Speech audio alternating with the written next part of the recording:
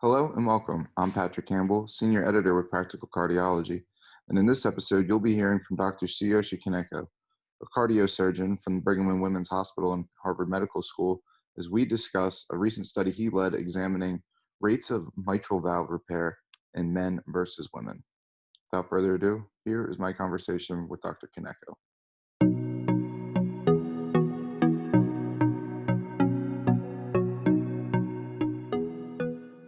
What I found interesting in the results was that being female sex alone was not a significant predictor of needing repair, but female sex with rheumatic disease or rheumatic disease in women was.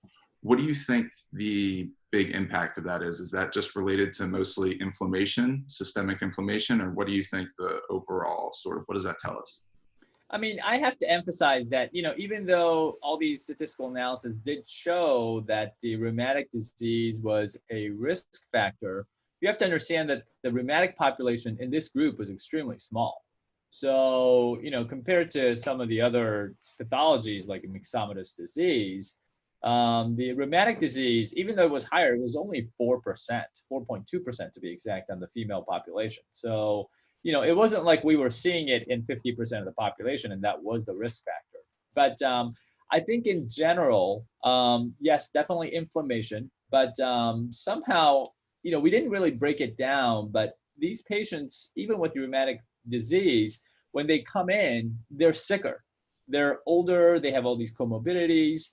And that is what was contributing in addition to the rheumatic disease. So, rheumatic disease definitely is one of the risk factors in our analysis, but it was a very, very small cohort. And I don't know the interaction between that and the other comorbidities that we have. So it's very hard to tease out exactly what the pathology was in those patient population. All right. And now, overall, what would you like the main takeaways to be when clinicians read about the results of this study? Yeah, it was a good study that it was a negative finding, right? Our hypothesis was that with all the female population, with large studies showing that their mortality was higher. Because of that, we thought that that could be attributed to higher risk of reoperation and failure of these mitral valve repairs. Because when we look at it, the pathology sometimes could be quite different. These female has much more common significant mitral valve prolapse disease.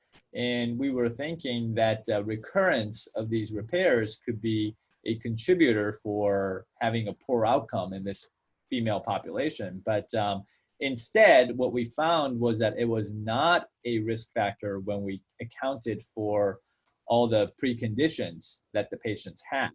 So it was a negative finding, meaning that even in female mitral regurgitation group, we can do the mitral valve repairs safely, and they do last as long as a male group. It looks like it's the preoperative profiles that really made the difference compared to the male population. All right, thank you for that.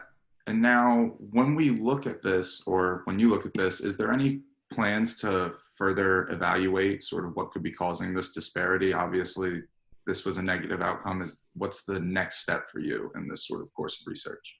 Right. I think the next step will be to use even larger database to find out, what kind of risk factor there is for, number one is a reoperation, but the other is the mitral surgery itself. I think there's a lot of attention to these sex disparities. And one of the largest data using the CMS database was done almost 10 years ago, 7 years ago to be exact. But, it's been getting old. So I think we need to update that. And then we really need to tease out what the risk factors are for these female groups. And then I think the next step, the true next step, is to do something about it. Why are these female groups coming in with such higher comorbidities? Are they just coming in too late? Or are we not capturing it correctly? Should all patients with some degree of mitral valve prolapse, which the prevalence is definitely higher in female, should those patients be thoroughly followed in cardiology clinic? I think those will be the next steps to prevent, the unadjusted worse outcomes seen on the female population. All right. Now, was there anything else you wanted to add about this study or anything you think people should keep in mind when interpreting the results? People do have to keep in mind that this was a single institutional study, and our follow-up rate was not perfect. We can't track down every single patient. So, it has the weakness of a single institutional study, but we had over 2,000 patients in here. So I think the information that we have is quite useful. And, hopefully this will initiate the further conversation with the sex disparities in this particular disease. Thank you again to Dr. Kaneko for taking part in that interview. For more on cardiology and the latest in the field, be sure to head to practicalcardiology.com. Thanks for listening.